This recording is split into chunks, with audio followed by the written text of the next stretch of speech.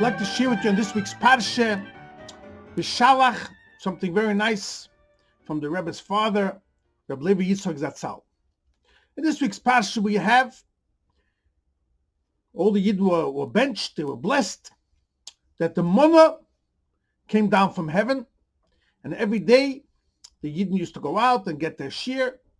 And then Hashem said, but on Shabbos, al yetzei ish mekoimoy, no one should go out and gather and take the oimer, the mon. And from here is the source where we have all the halachas of Shabbos, which is basically the way we have a private domain, a reshus hayochid, and we have a public domain, a reshus harabim. Rabbi Yitzchok wrote a letter to our Rebbe in 1929, when our Rebbe and Rebbetzin got married, Tofresh Pei Tes, actually the end of 28, and he wrote so many things in that letter. I want to share with you just one beautiful thing. The date of the Chasna, as we know, was Yud Dalet Kislev, the 14th day of Kislev. In that letter, every single detail that happened with the wedding, the Rebbe's father explains, and he brings all the interesting details into one concept. He explains why it was Tuesday and the Shabbos and the week, the month of Kislev. But here we're going to focus on what he says about the date of Yud Dalet, Yud and Dalet, 14. What's so special about Yud Dalet? And he explains for this week's Parsha. The Gemara says in Soite, Daf Yud Zayin Amar Aleph, that Ish v'Isha, a man and a wife, Chosna and a Kala, Ish v'Isha, Shechina Shruya B'nei. The name of Hashem rests and dwells among them. Because if you look good, in the letters of Ish, you have a Yud in the middle, Aleph Yud Shin, Yud. In the letters of Isha, the wife, the woman, you have a Hey, Aleph Shin, Hey. That means each one has the letter Aleph Shin. And the difference between them is, in the man is the Yud, and in the Isha is the Hey. The first two letters of Hashem's name, Yud Kei Vav Kei. To tell you that true Shalom Bayis, a true home, has the Shechina amongst them. Says Rabbi Levi Yitzchok, this is hinted in the letters of Yud Dalet. And he brings down what the Arizal explains, a very beautiful thing. The Gemara says in Shabbos, that Vov Bar Aleph, and is brought down in Shulchan Aruch and Alter Rebbe, what is the shiur of a Reshus HaYochid? The shiur of a Reshus HaYochid is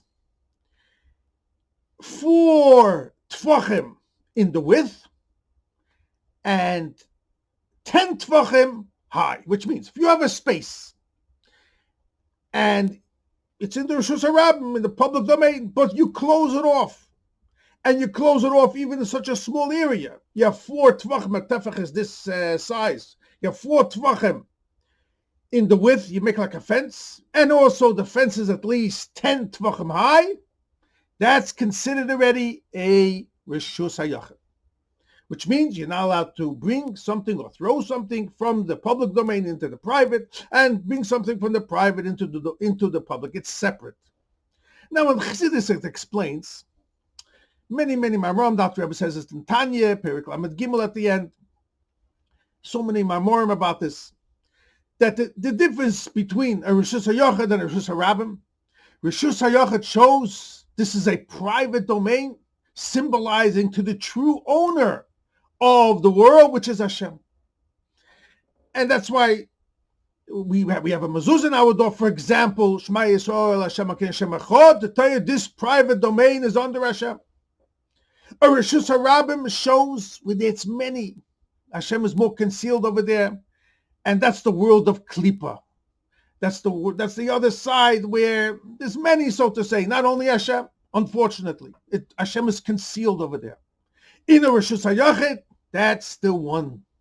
And that's why when Mashiach will come, what do we say? Hashem echad Shmo echad. The whole world will realize that there's only true one owner and ruler of the world, and that is Hashem. Hashem echad u'Shmo echad. So look at this beautiful thing, says the Rebbe's father. In the name, from the result, in the name of Hashem, Yud Kei Vav Kei is hinted Reshus HaYachid. It has 4 letters. Yud, Kei, Vav Kei. That's the width. The width has to have 4 tvachim, the minimum. The height is 10. So the Rebbe's father says, if you take the letters of Yud Kei Vav Kei and you write it out, how you verbalize the letters, you will see you will get 10 letters. Yud, if I verbalize it, is Yud Vav Dalet. I have 3. Hey, Hey Yud. Vov, Vov, Yud Vov. That's how you, Vov. You're saying it twice. You spell it out. You write it out. Vov, Yud Vov. And the Hey again, Hey Yud.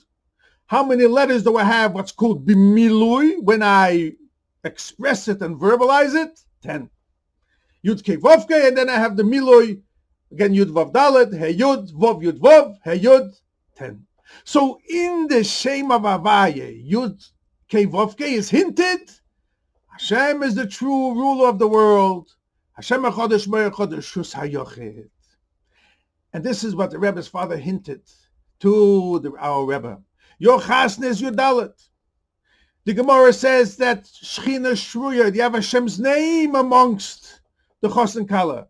And your chasna is on your dalet, hinting that this couple, the Rebbe and the Rebbetzin, they will bring the world to its ultimate completion, that the whole world should become a Reshus HaYachid.